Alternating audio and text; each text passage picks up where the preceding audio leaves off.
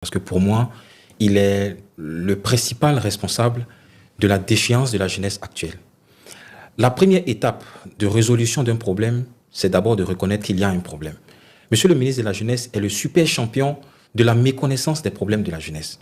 Quand j'entends qu'en Côte d'Ivoire, il y a 2,6% de chômage, et c'est un chiffre qui est cité à foison, qui est répété à foison, pendant que, quand nous, on se promène dans les rues, quand on discute avec nos jeunes frères, on se rend compte qu'il y a énormément de malaise. Avant-hier encore, on parlait d'un phénomène qui mine actuellement la société, surtout au niveau de nos sœurs, nos filles et nos sœurs, le phénomène de ce qu'on appelle de façon triviale le busy, c'est-à-dire des jeunes sœurs qui, malheureusement, vendent leur corps. De plus en plus, ce phénomène-là est, je peux dire, le bilan du président de la République, Alassane Ouattara, c'est son bilan aujourd'hui. Il y a un grand bond du phénomène de busy. Est-ce que ce phénomène-là fait partie aussi des causes qui font descendre le taux de chômage à 2,6%?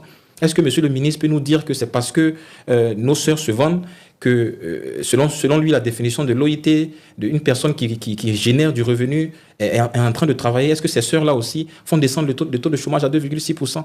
Voilà pourquoi notre économie est tellement informelle que l'OIT nous demande de se baser sur les emplois vulnérables. En Côte d'Ivoire, il y a trop d'emplois vulnérables. Monsieur le ministre ne veut pas reconnaître cela.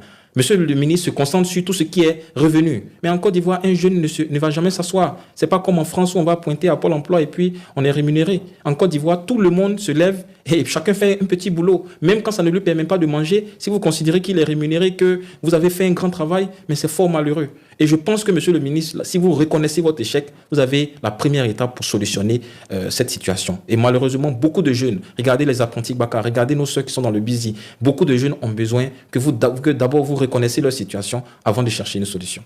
Merci, docteur. Monsieur Mian. En ce qui me concerne, je vais m'axer sur un problème de société courant. Les avances sur facture pour les entrepreneurs en Côte d'Ivoire. Aujourd'hui, savez-vous que pour obtenir une avance sur facture pour nos différents entrepreneurs, on nous parle d'un taux d'intérêt de 10% et un minimum de 1 million. C'est-à-dire, si tu es un entrepreneur avec une facture de 2 millions, à la banque, tu dois verser un minimum de 1 million. Il y a un problème dans ce sens. Parce que tout ce qui est comme bénéfice pour les entrepreneurs partent dans les caisses de la banque.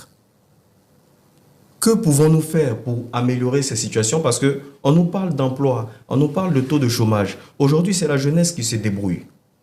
C'est la jeunesse qui se défend. On peut compter le nombre d'entreprises au niveau de la CPC qui ont eu à fermer les portes. Comme on le dit dans notre jargon habituel, les jeunes sont des grouilleurs.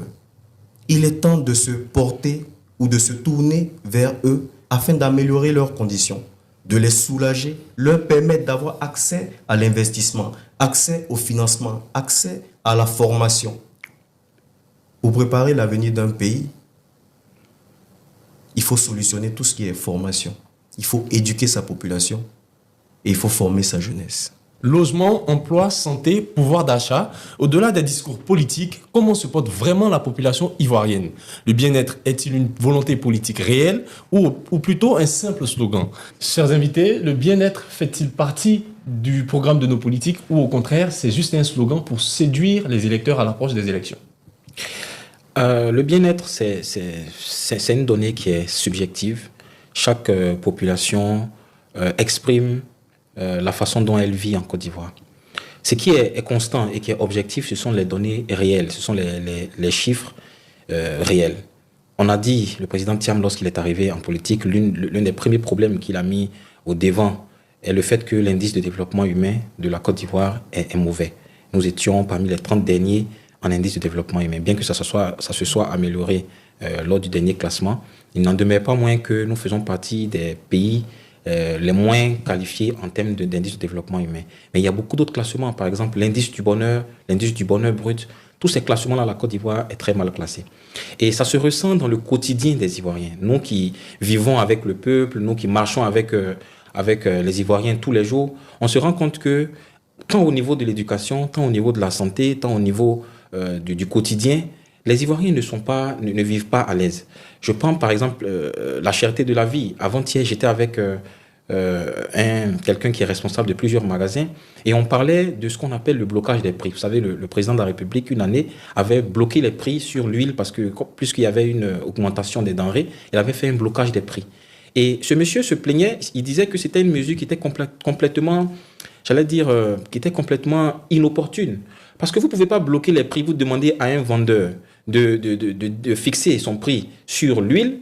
Et par exemple, quand il va transporter l'huile, il va payer le pont, il va payer du courant qui est beaucoup plus cher. Vous savez que l'électricité est devenue plus chère aujourd'hui. Donc finalement, toutes ces dépenses sont plus élevées, mais vous lui demandez de bloquer le prix de l'huile. Donc finalement, lui, il cache l'huile, puisqu'il ne peut pas vendre l'huile au prix où l'État lui impose de vendre. Il cache l'huile et au contraire, la mesure devient contre-productive parce que moins il y a d'huile, plus le prix de l'huile va encore s'augmenter. Donc la Côte d'Ivoire, très fort malheureusement depuis un certain nombre d'années, fait partie des pays les plus chers d'Afrique. Je l'ai dit sur un autre plateau de télévision, en 2024, l'un des classements numéro a montré que la Côte d'Ivoire était le pays le plus cher d'Afrique en 2024.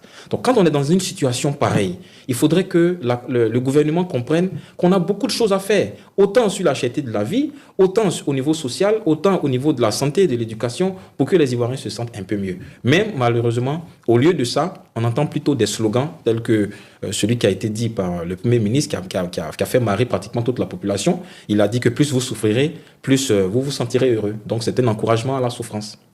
Monsieur Mian, vous qui êtes au contact des jeunes de manière régulière, est-ce que le bien-être est une réalité pour eux ou au contraire, c'est un leurre? Déjà, pour parler de bien-être de la population, il faut analyser la qualité de vie des populations. Aujourd'hui, la jeunesse représente 75%, comme j'ai eu à le dire en début de propos. La question qu'on se pose, c'est est-ce que ces jeunes-là ont accès au logement, ont accès à la formation et accès à des soins de santé? Si ces questions-là restent ambiguës, cela répond à notre préoccupation. Parce que si la jeunesse ressent véritablement un bien-être, la jeunesse ne prend pas à la mer. On ne fuit pas l'endroit où on se sent bien. Au niveau de la santé, lorsque nous partons sur la loi d'Abuja, qui a été signée il n'y a pas tellement longtemps, où on parle d'investissement au niveau de la santé de 15% sur le budget global. La Côte d'Ivoire fait moins de 5%. Aujourd'hui, nous avons un problème en ce qui concerne l'insertion des professeurs en mathématiques. La Côte d'Ivoire doit relever le défi au niveau mondial. On parle de technologie, on parle d'intelligence artificielle, on parle de numérique, on parle même de nucléaire. Aujourd'hui, ce à quoi on nous a habitués, ce sont des courriers de Dozo demandant à surveiller des villes. La Côte d'Ivoire a besoin de relever assez de challenges. Aujourd'hui, pour parler de bien-être également, il faut parler de santé.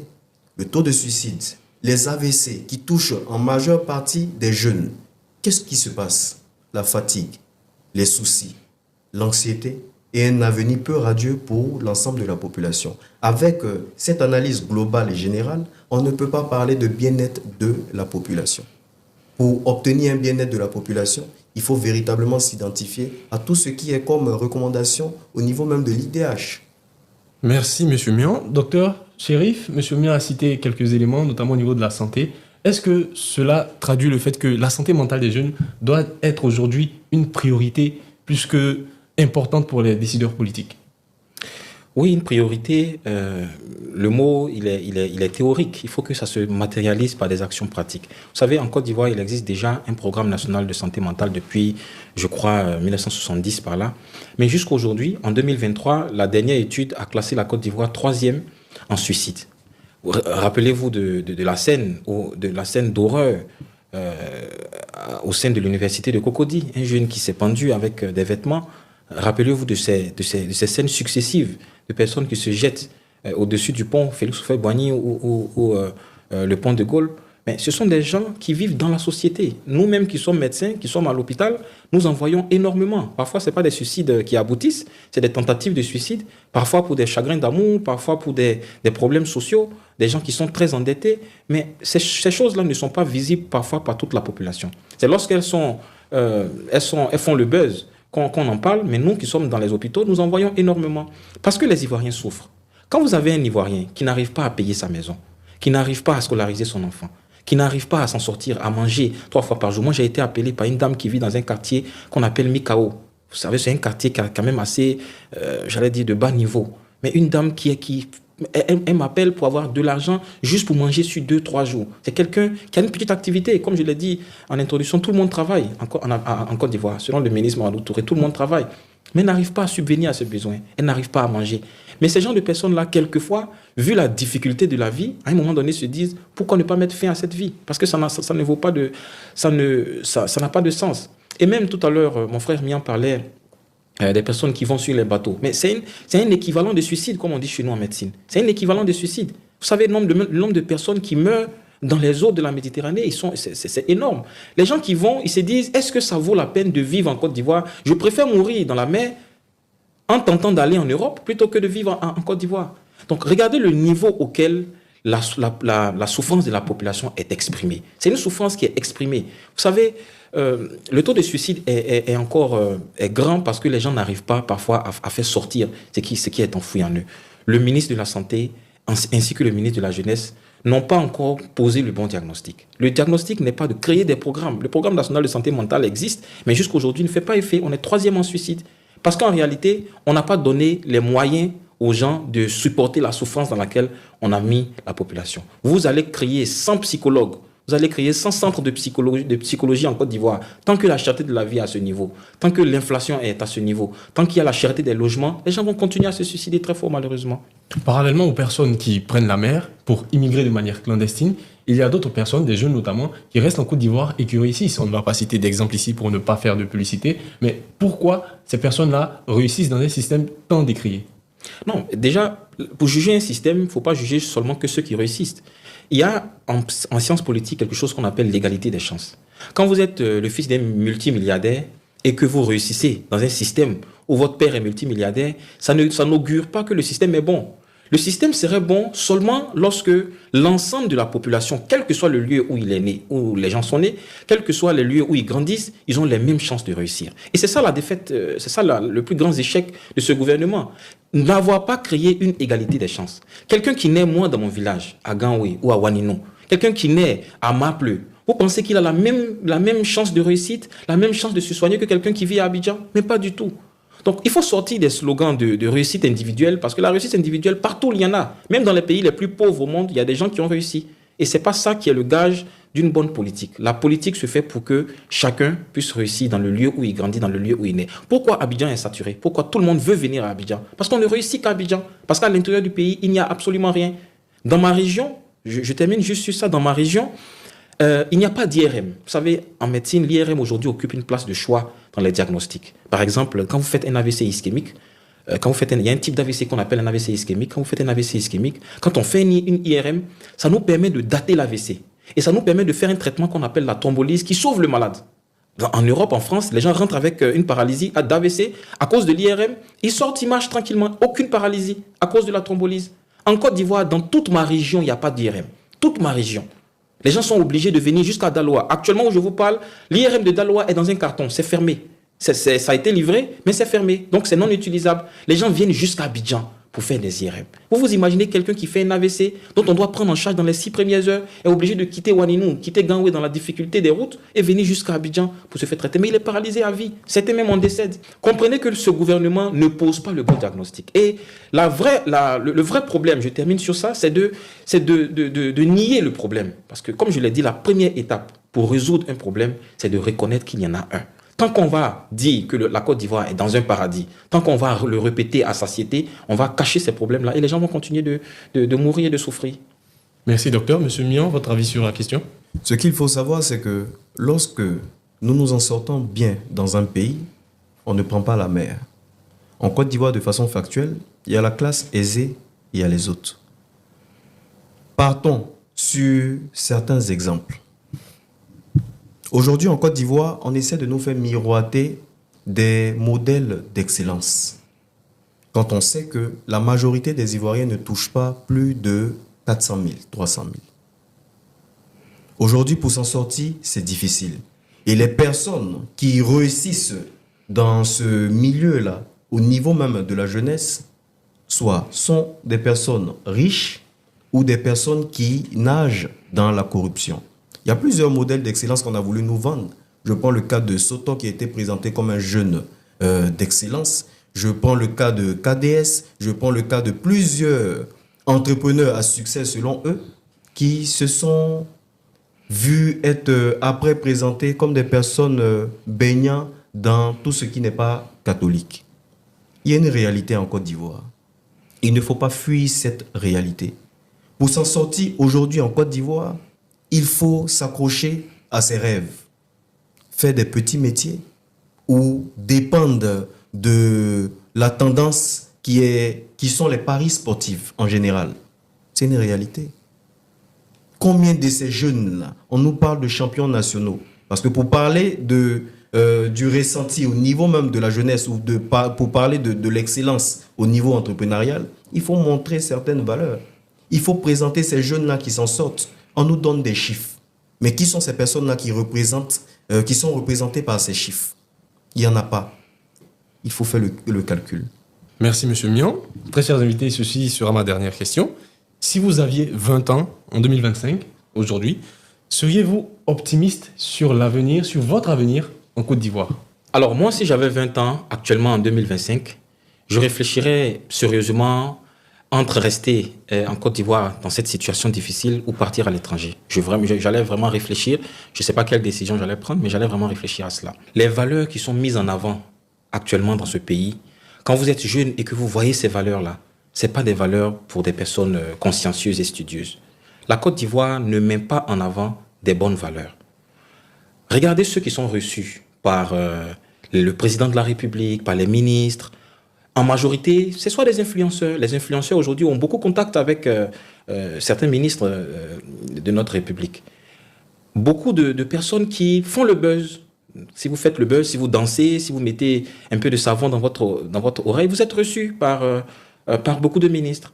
Mais quand vous êtes excellent, malheureusement, vous allez durer avant d'être reçu. Et beaucoup d'entre eux-mêmes ne sont pas reçus. Moi-même, j'ai un cas comme ça. J'ai une histoire où quand je suis allé passer les Olympiades universitaires du CAMES, on a été major. Il y a eu 5 Ivoiriens majors. On a tous déposé un courrier pour être reçus auprès du ministère de la Jeunesse. On n'a jamais été reçus.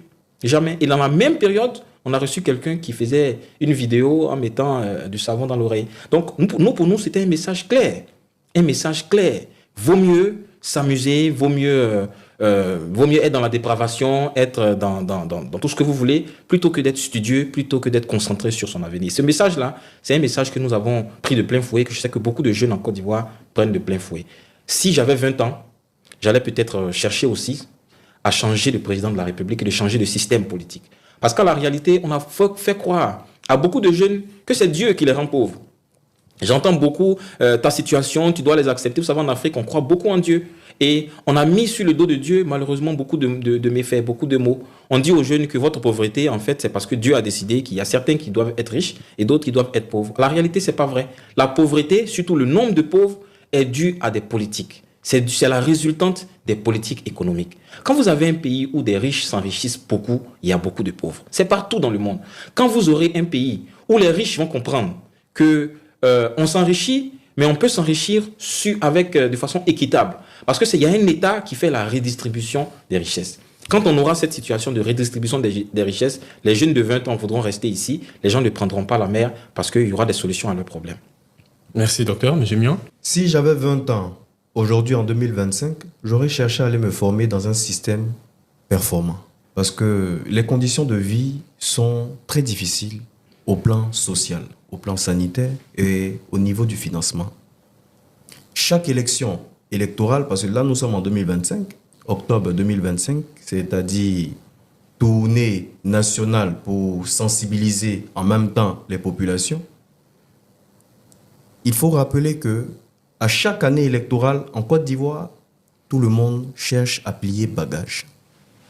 Si j'avais 20 ans, j'aurais demandé au président de la CEI d'écouter les inquiétudes des populations. Si j'avais 20 ans, j'aurais dit au président de la CEI que l'audit de la liste électorale n'est pas mauvais pour la santé d'une nation. Si j'avais 20 ans, j'aurais demandé au gouvernement de dialoguer avec ses pairs, avec ses frères, avec les fils de ce pays. Si j'avais 20 ans, j'aurais demandé au Conseil constitutionnel de regarder ce qui se fait, ce qui se joue et les inquiétudes de la population. Si j'avais 20 ans, j'aurais dit que le parrainage citoyen est un leurre, est une manière d'exclure certains candidats. Si j'avais 20 ans, j'aurais demandé à la justice de Côte d'Ivoire de se plonger dans le passé. Aujourd'hui, nous sommes à quelques mois des élections présidentielles en Côte d'Ivoire et il est important de ne pas négliger la situation et les inquiétudes des populations. L'audit partiel a été effectué par l'ensemble même des partis politiques et ceux de l'opposition. Il y a eu des problèmes qui ont été relevés. Il y a eu des anomalies qui ont été dénoncées. Et malheureusement, ils n'ont pas été pris en compte. Il a été demandé par l'ensemble de l'opposition une réforme de la commission électorale indépendante. Il a été demandé l'audit. Beaucoup de demandes ont été faites, mais qui sont tombées dans l'oreille de sourds. Chers invités, d'adresser un dernier message à l'endroit des téléspectateurs avant de clore cette émission. Déjà, merci à